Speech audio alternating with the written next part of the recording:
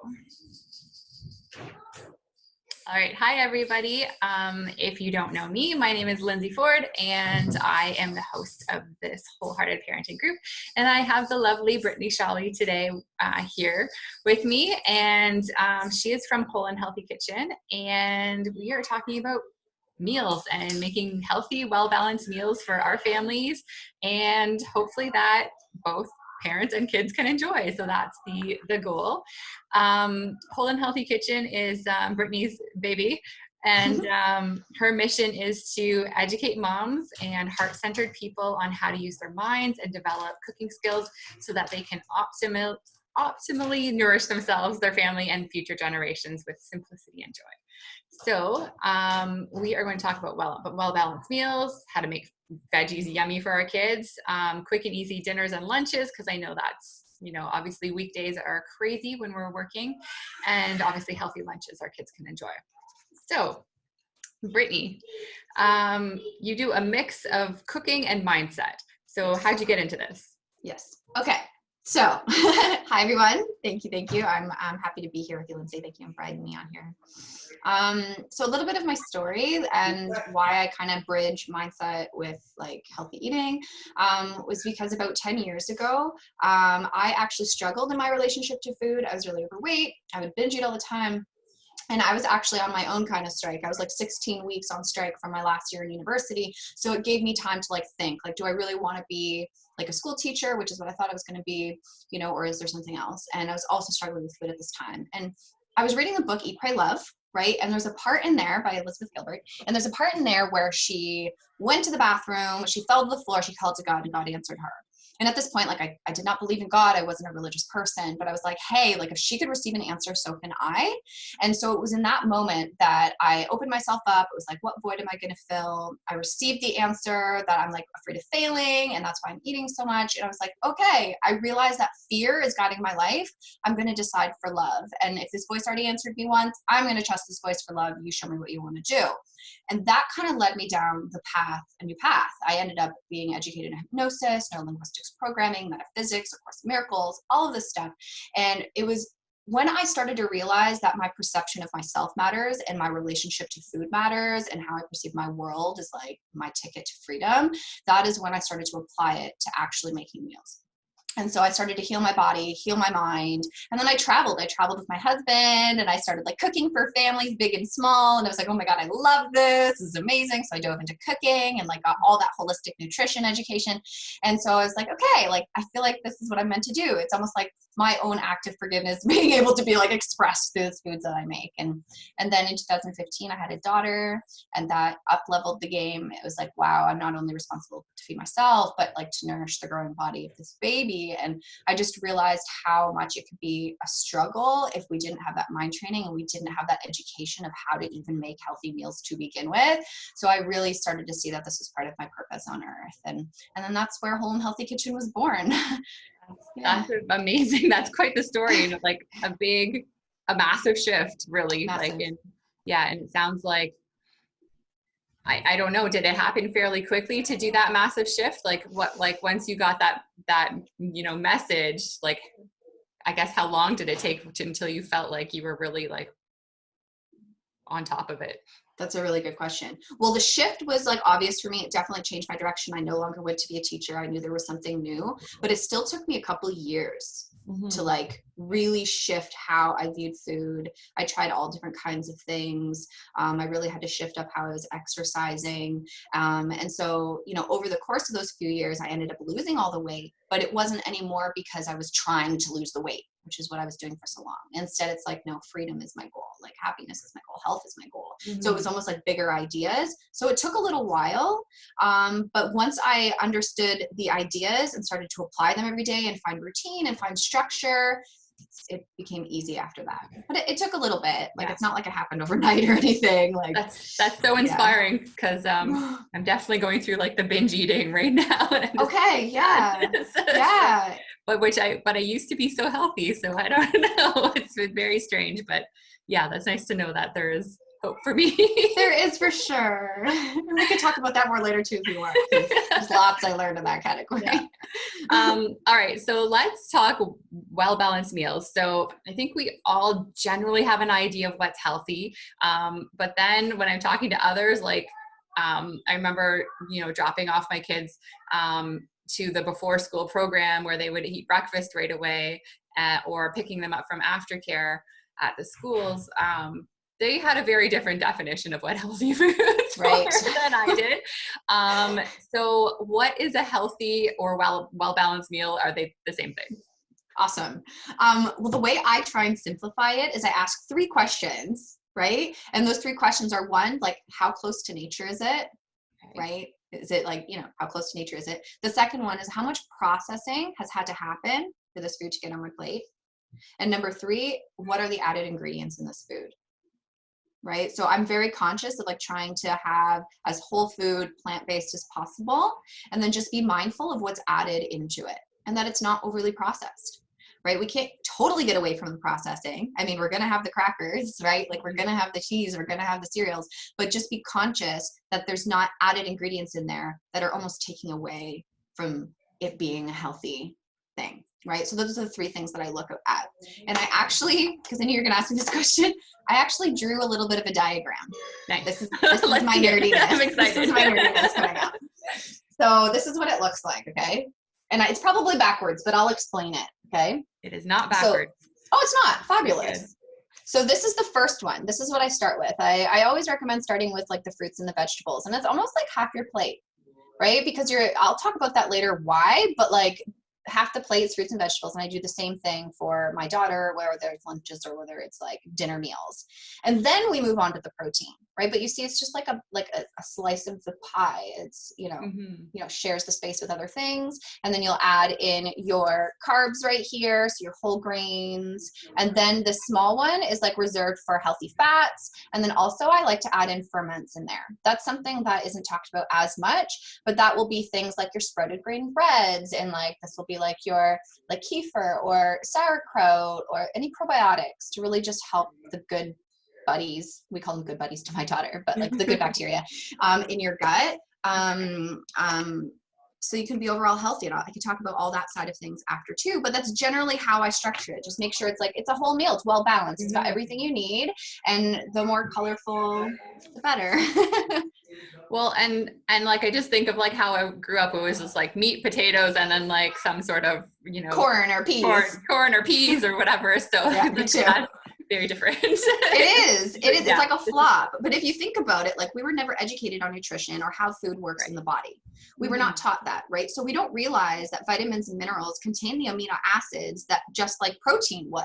So people always think that protein needs to be the main thing. And it's like, well, you get a lot of protein in your fruits and your vegetables and your nuts and your healthy fat. You don't need as much as you need. And it's the vitamins and the minerals in the fruits and the vegetables that give the body what it actually needs. Right? It's not just protein. It's not just fat. It's the vitamins and the minerals that they're necessary for energy, for immune function, for blood clotting, for brain development, for healthy gut bacteria, which is also not talked about a lot. And if you think about it, like if we want to be filled with like life and energy and stamina and vitality and not have those crashes in our kids, fill them with life-giving foods. Right. Alive foods. It's the best of our ability. And I have some tricks to make it enjoyable, which we'll also talk about later. But it's really important. And also something that I like to educate on in regards to having a whole meal.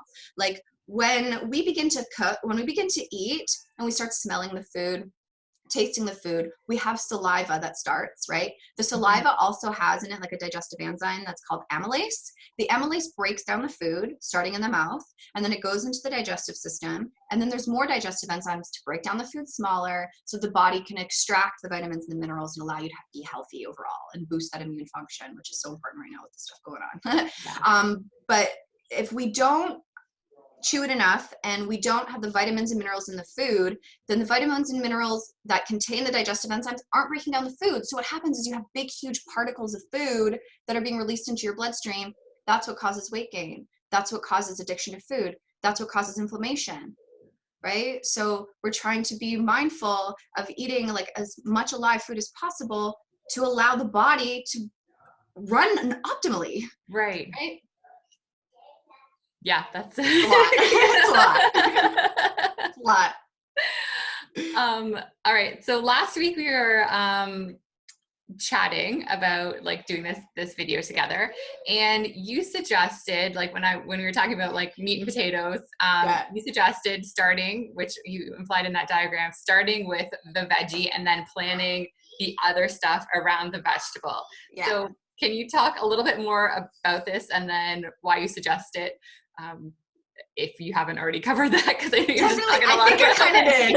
I think I kind of like clumped it in there, but I kind of look at it as like the fruits and vegetables. Think of it, it's like the colors of the rainbow, right? Every single different color of the rainbow is hitting a different mineral content, different vitamin, different antioxidant that your body needs, right? So the more colorful, the more you're like pumping your body up with like a multivitamin, right? Mm-hmm. And I look at it as like your internal body armor. You're literally like creating like a barrier so that sickness and diseases and viruses can't penetrate you, right? And it also keeps your blood sugar stable, so we're not like on a high and then crashing. Yes. Yeah, which we all know. Yeah. Exactly. And this is what I found helped me too, is that when I had more like well-balanced meals through the day, I wasn't like hungry in the evening, so I didn't have to fight my hunger. I was satiated. Right. So that was a big thing too. No before bed snacking then. Oh my gosh. Yes. But it's so easy to do. Especially if you're watching TV. Yes, exactly. It's tied with those habits for sure. Yeah. All right. So this sounds amazing, obviously. Let's talk about like the realities of like, you're a working parent. Weekdays are crazy. So I love it right now because I just quit my full-time job and I actually have time to cook. Awesome. But, up until a month ago, I was, rushing home from work. I get home from work at 5:30. My kids go to bed at 7. So I was like sprinting to get a dinner on the table and then like fed and like cleaned up and into bed. So, when I was planning my week menus or my menu for the weekdays, it was, if anything took longer than 20 minutes, it was like out of the question no for go. like Monday to Friday. So what are some easy but nutritious meals that you can like do realistically on a weeknight? Perfect.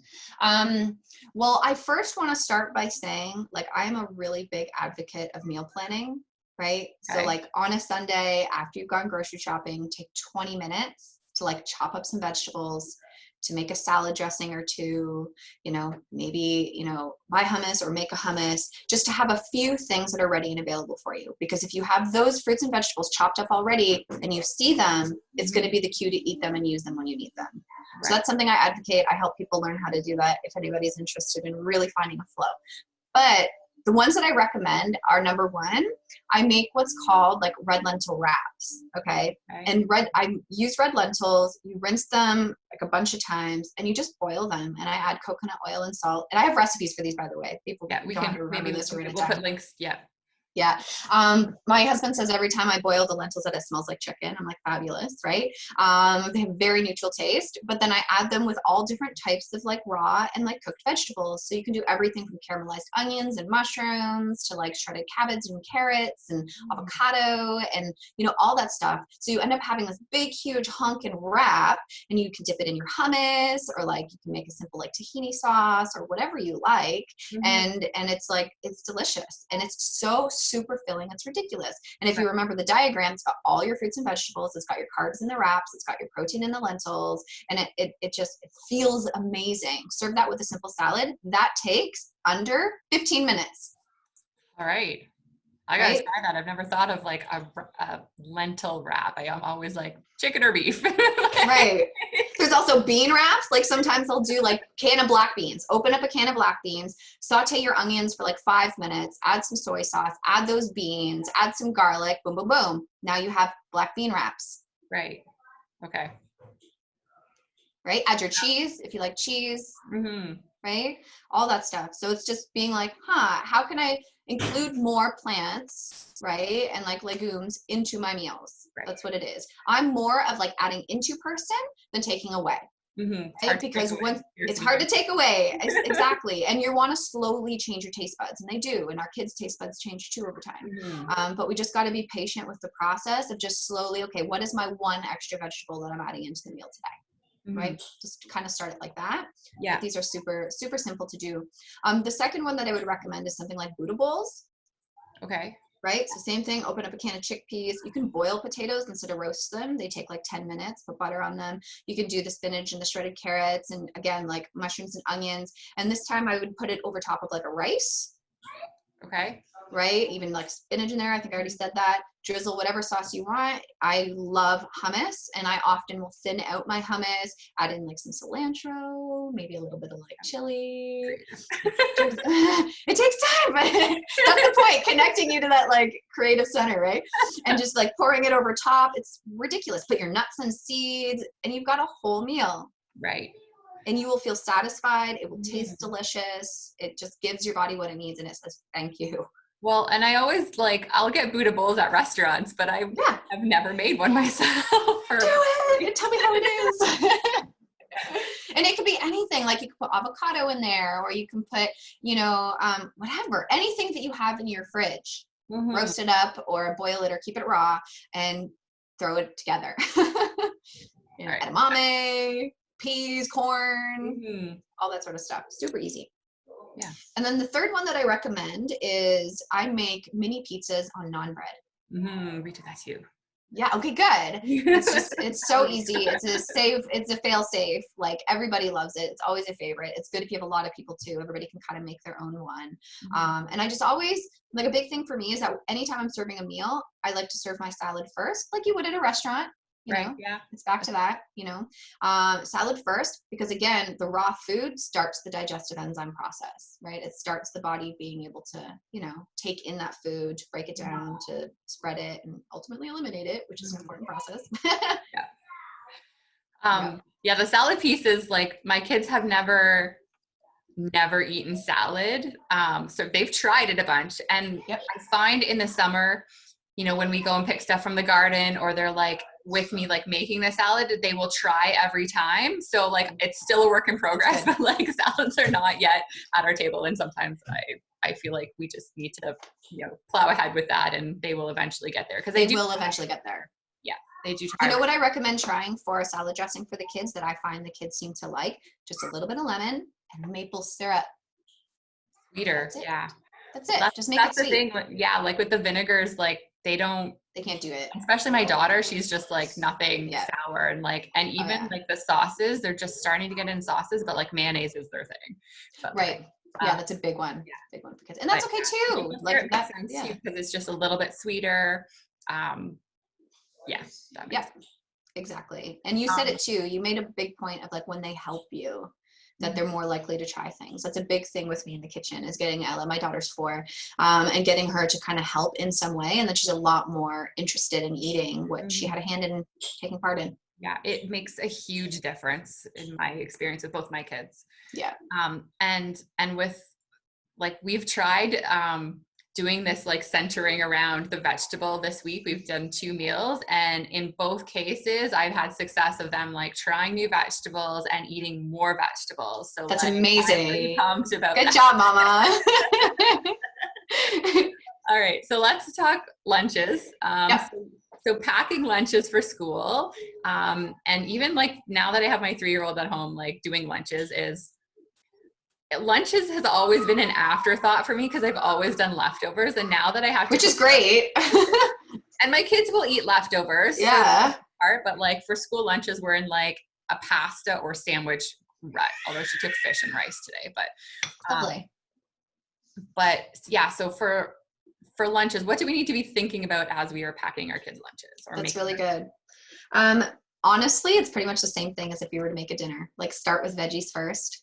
A big thing that I like to do is to make sure that there's something that they're going to go, oh my God, mommy, yay, I'm so excited, right? So whether you've made like, muffins, or you have their favorite type of cookie, or you have sometimes they're like marshmallows in there, or like, something that's going to get them jazzed up about having the lunch. And then a big thing for me is honestly leftovers. Like, leftovers is like success.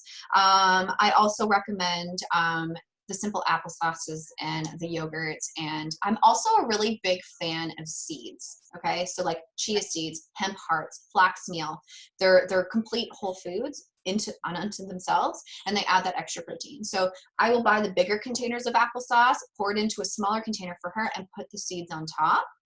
Okay. Right. And then sometimes I Right. get extra cinnamon on top or whatever. You're just upping the nutrition content. Right. Yeah. Just like adding to the applesauce. That seems pretty simple. Yep. Yeah. Okay. Love Exactly. that. Could do that with the yogurt. Right. So I always try, like, where can I sneak this in? Yeah. You know, and I try and just like the little finger foods, right? Same with like me. I know when I'm having a snack, I like to have a bunch of different little finger foods that I can pick up. The veggie straws are amazing. I'm a big fan of hummus. Right? I make my hummus. I make a big batch of hummus, and then I have it like all week. Put it on my wraps. I can thin it out, put it as a salad dressing, put it in their lunches. They can dip their veggie sticks and crackers and vegetables in there. All different types of that is what I'm a really big fan of. Cool. Yeah. And yeah, you have a lunchbox challenge coming up. Yes, this is interesting because now we've kind of embraced the coronavirus, right? So our kids are home. That's right. Yeah. So I'm like, it's going to be super ridiculously practical. Obviously, I wanted mamas to practice what I teach and then like take pictures and be part of it. And now I'm like, I think I have to postpone it. That's right. Yes, I've heard. Right? But like new information coming. Exactly. So I think I'm just going to put that on pause. But I mean, I would still like to welcome anybody who's interested to the group. My group is like Whole and Healthy from the Inside Out. So I'm going to go on there, and I'm still going to like share helpful tips for lunches now, but kind of maybe postpone the actual challenge until this chaos is over, just so that moms can really benefit from it. Otherwise, why am I going to do Well, it? and it's going to be a whole new set of lunch challenges right now. Yes. Being home every day. It's going to be like summer, but like you're not going to be camps or like exactly. Can't go outside. You can't go to your friend's house. Exactly. A whole other ball game. Yeah. So I'll probably talk a lot on like the topic at hand, like what we're dealing with, and trying to make it easier for people. Yeah, that makes sense. So if people want to learn more about you and what you do, where can they find you? Perfect. Well, I definitely recommend joining my new group. It's a new group, so it's like small, but we're growing. Whole and Healthy from the Inside Out. It's on Facebook. You can also find my website. I have everything I do there, all the one-on-one work, the courses that I'm offering, lots of free stuff on there because I just like to give as much as possible. Including recipes, right? Oh my gosh, sorry. Of course. I have everything that I mentioned today is all on there. All my recipes are on there. And they're all like tried and tested recipes that my family loves and that I've shared with so many people. So they're all on there. And my website is wholeandhealthykitchen.com. Whole and Healthy Kitchen. You can also find my fan page, Whole and Healthy Kitchen. You can find me on Instagram, Whole and Healthy Kitchen. Email me, Brittany at Whole and Healthy Kitchen. Whole and Healthy Kitchen. Just Whole and Healthy Kitchen, yeah. All right. Well, thank you so much for being here with us today. And I have a few new ideas I want to try. Awesome. So I love that I get some new ideas about how to get veggies into my kids and more healthy, balanced meals into myself included. So yeah, for sure. You're so welcome. Thank you for having me. This was really wonderful. Bye.